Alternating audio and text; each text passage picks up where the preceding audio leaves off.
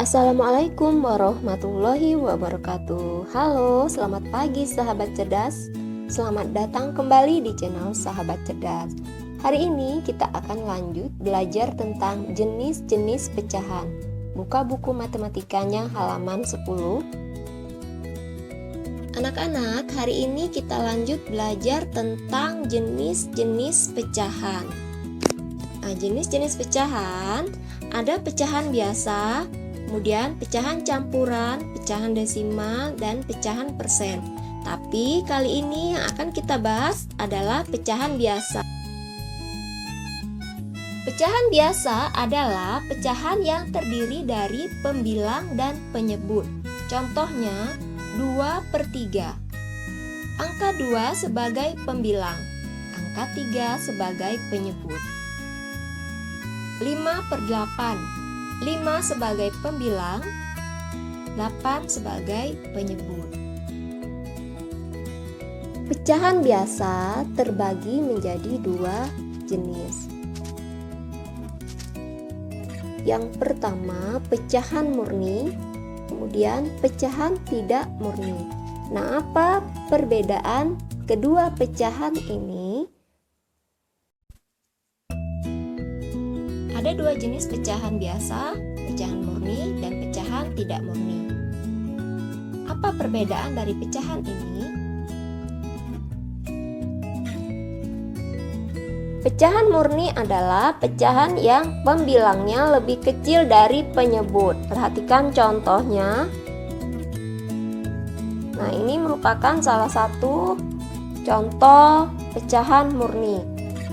Pembilang angka 2, penyebut angka 3, 2/3. Nah, pecahan 2/3 ini disebut pecahan murni karena pembilangnya lebih kecil dibanding dengan angka 3.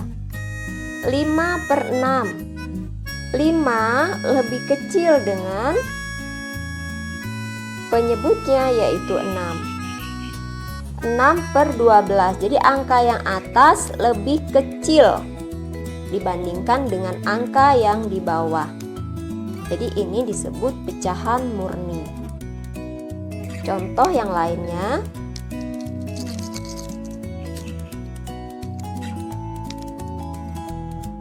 Satu per 3.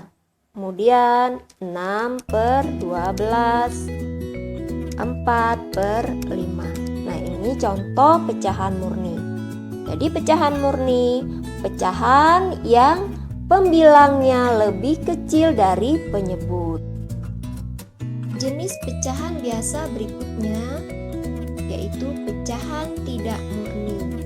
Pecahan tidak murni adalah pecahan yang pembilangnya lebih besar dari penyebut. Contoh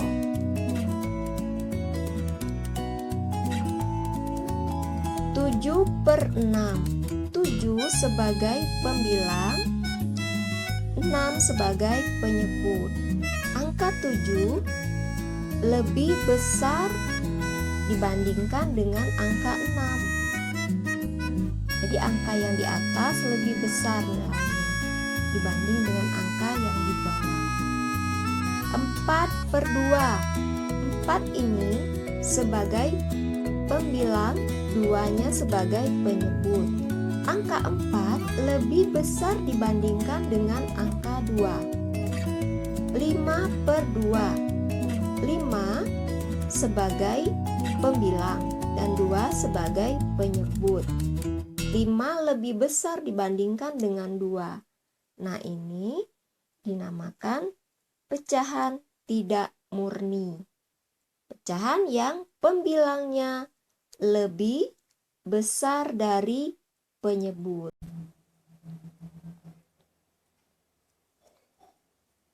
Jadi, pecahan murni dapat disebut pecahan biasa, tetapi pecahan biasa belum tentu dapat disebut sebagai pecahan murni. Sekarang kalian perhatikan tabel 1.1 di halaman 10. Lambang dan nama pecahan biasa. Perhatikan, lambang ditulis menggunakan angka. Ya, ini lambang berarti ditulis menggunakan angka. Sedangkan nama pecahannya ditulis menggunakan huruf. Ini lambangnya 2/3. Maka dituliskan menjadi nama pecahannya 2/3. 5/8. Nama pecahannya 5/8. Kemudian 6/12. 15/11. 20/13. Nah, dari tabel tersebut terdapat pecahan murni dan pecahan tidak murni. Nah, yang mana saja pecahan tidak murni dan pecahan murni? Pecahan murni 2/3. Karena pecahannya, pembilangnya lebih kecil dari penyebut. 5/8, 6/12 ini termasuk pecahan murni. Sedangkan 15/11 ini merupakan pecahan tidak murni. Karena pembilangnya, angka 15 ini lebih besar dari penyebutnya. Ini disebut pecahan tidak murni. Jadi, paham kan? Yang mana lambang pecahannya? Jadi, lambang pecahannya ditulis menggunakan angka. Nama pecahan ditulis menggunakan huruf.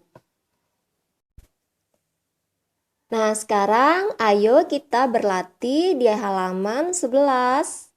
Ayo berlatih 1.2. Ini ya. Tentukan nama pecahan berikut ini. Nomor 1, 4/9. Ini lambang pecahannya.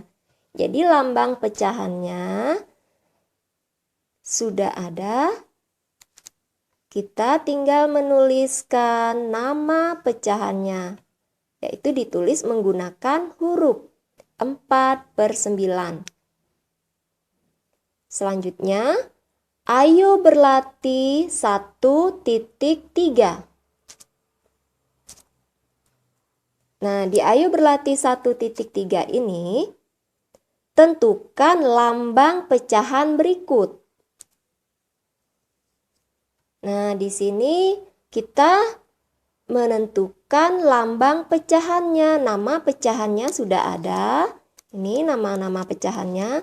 Kita menuliskan angka atau lambang pecahannya 6/10. Berarti di sini kita tuliskan 6/10. Seperti itu ya contohnya. Silakan anak-anak kerjakan, tulis di buku dengan rapi dan bersih, jangan banyak coret-coretan. Oke, selamat belajar. Assalamualaikum warahmatullahi wabarakatuh.